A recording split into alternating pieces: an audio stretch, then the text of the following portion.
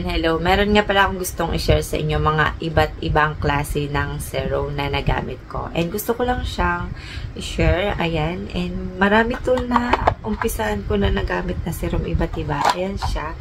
And wala na itong laman ha. Gusto ko lang silang ipakita kung ano yung naumpisahan ko dito sa mga serum na ito. And dito muna tayo sa una. Ayan. Ito yung kauna-unahan kong nagamit sa set na meron akong review nito na nagandahan ako. Ito yung nag-start ako na mag-share ng iba't ibang klase ng mga skincare. And ito yung kauna-unahan kong nagamit. Ayan. Ito yung RYX na sa set ay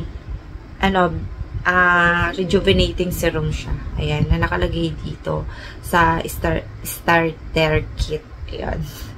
And ayun, and nakalagay dito 30 ml. And ang laki niya. Ayan, ang laki-laki nito. Super nag-enjoy ako dito sa serum na to habang ginagamit ko yung set na to. Ito yung set na kauna-unahan kong nagamit sa try ko. And ayan. Andun pa rin yung amoy niya at andun pa rin, may laman pa to eh. Andun pa rin at hindi pa rin siya nagbabago. Ayan, nandiyan pa rin, hindi pa siya nagbabago. Hindi katulad ng ibang syrup ay natutuyo, tas nagbubuo-buo at iba yung kulay. Ito hindi, ganun pa rin yung itsura niya. Ayan. Pero ano to eh, expired na ata to eh. Ayan, expiration nito 2023. Expired na siya ngayong December, last December 8. Ayan. Ang bango pa rin, nandun pa rin yung amoy na ano yung una. Ayan. And nag-enjoy ako dito. Wala tong hapte or kate na nangyari. Pwede to sa umaga, sa gabi lang pala to. Ayan, nakalagay night. Ayan, sa gabi lang siya. And ayun. Yung ingredients, ilalagay ko na lang dito kung gusto nyo makita yung ingredients niya. Ayan. Madali ito ma-absorb sa face. Hindi siya malagkit sa face. Ayan. Nagwala yung mga pinagbakasan ng pimples ko rito. And super, siya, glow sa skin. And ito yung pangalawa na nagamit ko sa set. Ito naman yung isa sa set na nagamit ko sa serum. Glow Booster Serum. Ayan. Rich in niacinamide. Deeply nourishing for bright, healthy, and glowing skin. And 15 ml lang to. Maliit lang to. Yung laman nito ay kulay pink. Wala na yung amoy niya. As in kasi natuyo na siya. Ayan, natuyo na siya. Wala na tong laman. Yung lagayan nito ay printed lahat siya. Hindi siya yung parang plastic or sticker. Ayan. And yung expiration nito matagal to. 2024. Ayan. And yung ingredients, ilalagay ko rito kung gusto nyo makita. Ayan. And maganda to. Mild lang to. Yung set na to. Meron akong review nito. Mild lang to sa mga nag-uumpisa. Ito yung maganda sa face na wala ng pinagbakasan ng pimples or acne or dark spot. Pero, isang month ko siya nagamit. And wala naman ako naging problema sa set na yun. Tsaka lalo na dito, hindi naman ako nagkaroon ng problema. Umaga tsaka gabi ko ito ginagamit. Minsan sa gabi, nagmo-moisturizer ako nagamit ito. Ayan. And ito yung pangatlo. Ayan. Sa isa sa mga set na nagamit ko, meron din ako review nito. Peri Skin din to. And ito pala, Peri Skin din to. Ayan. And premium brightening serum siya. 20 ml naman to. Ayan. And ito, sa set na to ay hindi siya masyadong ginagamit. Then, yung review ko nito ay after 7 days na paggamit ko sa set, na hindi ko na siya masyadong ginagamit. Siguro, laktawan na araw, pinapalit ko ay moisturizer. Kahit o kaya soothing gel, ayun, pwede naman yung ganun. Sa set na yun And wala ko dito naging problema. Nagbabalat to. Pagkakasama yung toner. Feeling ko kasi yung toner tsaka ito ay nagbabalat. Nung time na ginagamit ko to. Ayan. And yung kulay naman nito ay kulay, yellow. Parang light yellow. Ayun. Hindi ko yung medyo matapang yung amoy nito para sa akin. Ayan. Sa mga gustong gumamit ng mas bata, ay siguro depende na lang sa paghihiyang nila. Ayun.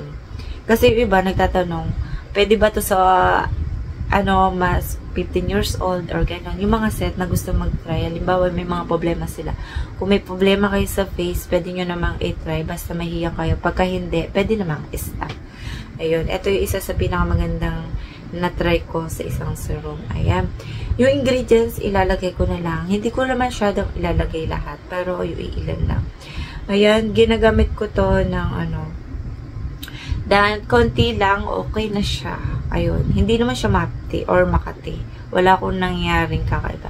Sa umaga ay bihira ko to gamitin. Basta laktawan na araw. Parang gabi, tsaka umaga. Ayun, parang ganun. Hindi kasi araw-araw siya ginagamit. And next, dito naman tayo sa serum na to. Ayan, kilala nyo to ay Hair Skin Secret Glow. Sa set din to. Meron kasi na nabibili na serum na lang pagka gusto ng ganito. Ayun. And water gel siya, hydrator, 20 ml. Madali ito ma-absorb sa face.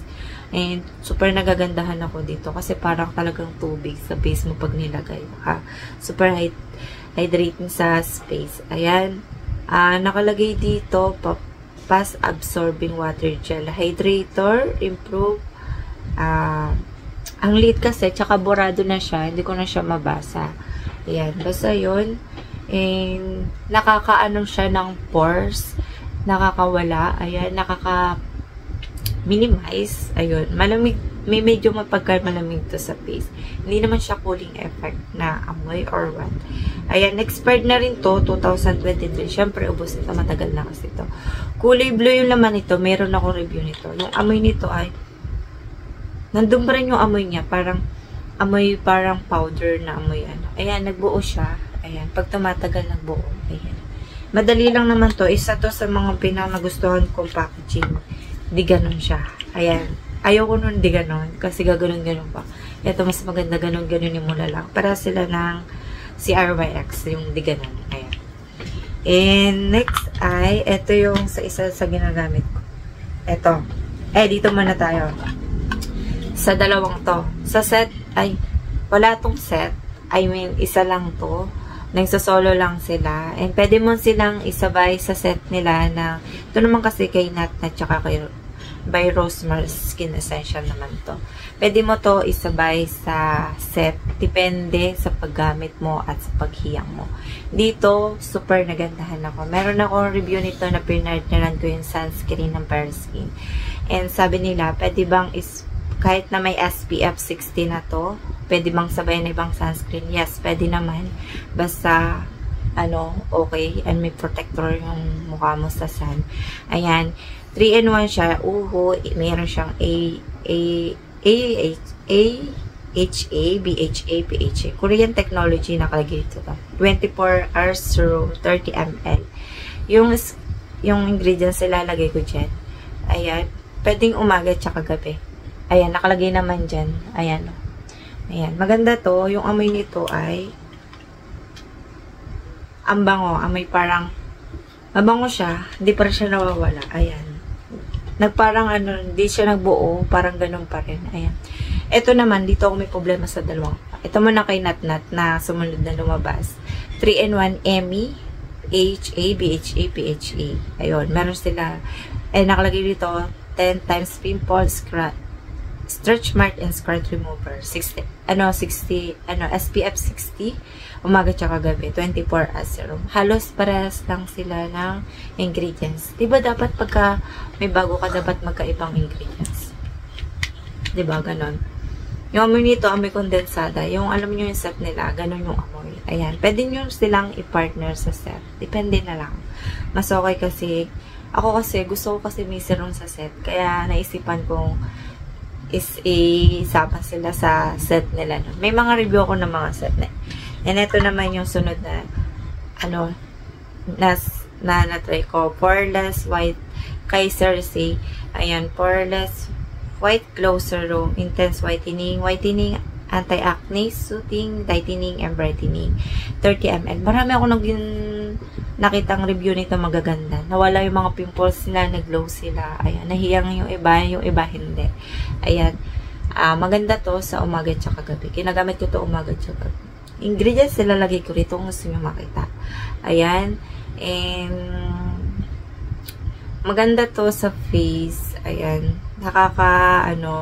Nakalagay dito ay serum help boost skin protection, improve skin elasticity, deliver age-defying benefits. Is also infused with active to help whiten, improve uneven skin tone, reviving your natural radiant and fairness. Ayun. And expiration 2024 pa. Parang ubos na to. Wala na to. And ang ganda nito sa face. Meron ako review nito na pinartneran ko yung toner. Toner ba yun? Or sabon? Oh, toner. Kasi matagal na rin kasi ito sa akin. Yung amoy nito ay mabango pa rin siya. Ayun. And next, ito naman yung dalawang serum na meron ako review nito. Super ganda nito dahil ito si Hannes Glow 24 Gold Papaya Serum. Hyaluronic acid, ceramide, plus papaya extract. Umaga tsaka gabi ito ginagamit. Ayan yung tsura niya. Hindi ko na ito ginagamit. Matagal na kasi ito. Ayan. May shimmering siya. Parang glitters. Ganun. And yung amoy nito ay magkapara sila ng mabango yung amoy nito. May mga review ko nito. Pinartneran ko to ng sunscreen, sabon. Ayun. Ayun. Ito yung niya. Katanggal to ng pimples, pinabakasan. And ito naman yung isa sunscreen nila, Glass Skin Serum, Clear Bench Nicing na may berberry extract. 30 ml to, umaga tsaka gabi siya. Glass Skin sa face to. And isa rin to sa nakakaputi at nami-minimize niya yung face ko. I mean yung pores ko. Ang ganda nito. And ayan, yung ingredients ilalagay ko parehas dito kay 24 Karat and Glass Skin. And halos magkaiba sila ng ingredients ha. Hindi sila magkapareho. Ayan. And umaga tsaka gabi mo siya pwedeng gamitin. Ayan. Hindi na siya binabanlawan. Kinabukasan na yun. Ayun. Basta ang ganda-ganda nito. Yung amoy nito ay mabango. Parang halos paras lang sila ng amoy. Ayan, nagbuo to. And DP6 siya, ganun. Wala ako naging problema. Hindi ako nagkaroon ng acne or pimples or nagpula-pula. Ayan, basta nagsa-sunscreen. Kahit meron siyang, pero nakalagay dito umaga tsaka gabi. Basta importante nagsa-sunscreen ha. And ito yung last na gamit kong serum, Natural Flawless Skin. And ito nga pala, may bago silang serum na, bago ko palang nire-review. And ito naman yung W Natural Flawless Skin. And ito lang yung nag-request sa akin na gamitin ko. In fairness, ang ganda nito. Nawala yung pinagbakasan ko ng pimples, itong maliliit. Tsaka nakakalight siya ng mga melasma. Ha?